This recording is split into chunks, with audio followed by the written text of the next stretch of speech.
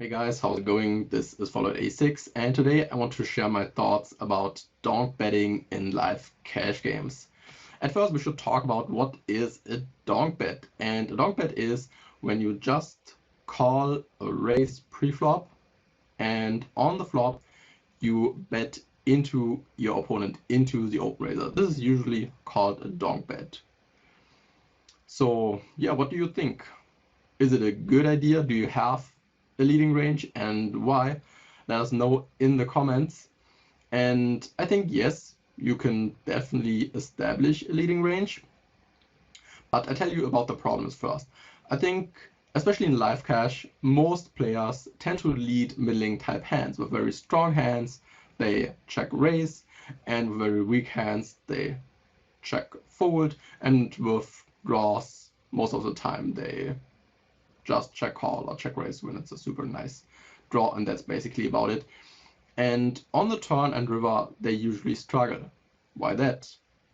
Well, they only have middling type hands, so they have no clue what to do, because on most board textures, the open raiser is still uncapped, so he can have a bunch of really strong hands.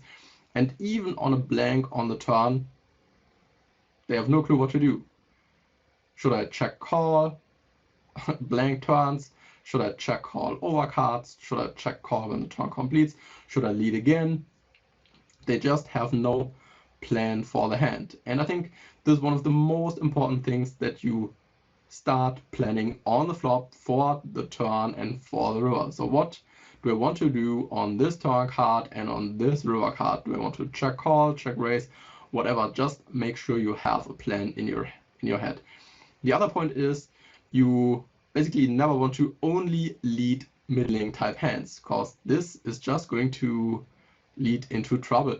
Because like I mentioned, when you only have middling type hands, it's super easy for your opponent to exploit you, especially when you call too much or you fold too much. In either way, it's way too easy.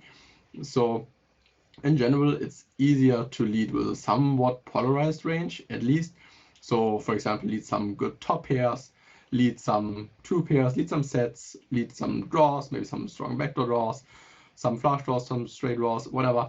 Just make sure your range is somewhat balanced. Of course, you should think about a flop, think about a hand, and yeah, then just open Aquilab or PokerStove and think about how you can arrange your range that you think it's somewhat balanced. And also you have a good plan for the turn and river.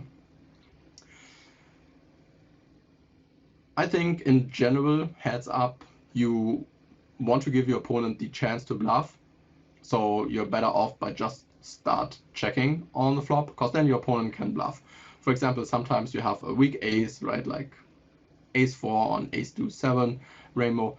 And when you lead on this board texture, of course your opponent is fooling most very weak hands. When he has nothing, like jack high, 10 high, whatever, he's always fooling. And if you check, he's always betting on this board texture. And sometimes your opponent is improving. So on the turn, he picks up a straight draw, he picks up a gut shot. There's an overcard he wants to bluff on, he picks up second pair, he picks up third pair, so you can extract more value on the river from him. There's another huge benefit, as you can see. But multi-way, the bluffing frequencies will decrease, because in live cash, super often you play 3, 4, 5, yeah, sometimes 6-handed on the flop. And of course, most experienced players are not betting their garbage on the flop. When they have nothing, they're just check folding, right? So multi-way, it can definitely make some sense to establish a leading range. Again, multi-way, we need to be a little bit more polarized, so probably leading some strong top pairs, depending on the board texture, probably some strong draws, and some really strong hands, like some two pairs or sets. But of course, not all the strong hands and all the draws, otherwise we miss those hands in our check call or check raise range. So again, make sure you have a plan. And I think in those situations, you don't want to give always free equity, especially in multi-way, you give a ton of free equity when you never have a leading range. And by the same time, most players play extremely poor against the lead, especially multi-way. A lot of people call with super marginal hands, and this way you can extract way more EV than you should. So as you can see, have a plan in your head, and I think even heads up, it's fine to have a leading range. You should just make sure the range is somewhat balanced, and I would usually just start leading on board textures that favor my own range.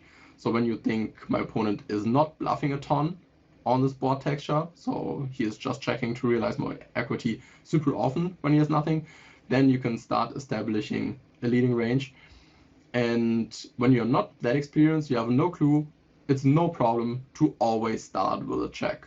So sometimes you will give a little bit too much free equity, especially multi-way, but you will also sometimes improve for free on the turn, so you also sometimes benefit from that. So I wouldn't worry too much about it. But in general, yes, it's possible to have a leading range, but heads up, in most situations, I would not suggest it, only on board textures that favor our range. And multi-way, like I mentioned, yes, definitely a good idea to have a leading range. Just make sure you're not only leading flush draws or middling type hands or very strong hands. Just make sure you have a somewhat balanced range. When you realize, oh, my opponent is a calling station or he's a huge nit, right? You can bet more bluffs, less bluffs, more value hands, less value hands. Some okay top pairs or only really strong hands, always depending on your opponent and on the board texture. So I hope this was helpful. Please feel free to also share your thoughts in the comments, and I'll see you next time. Bye bye.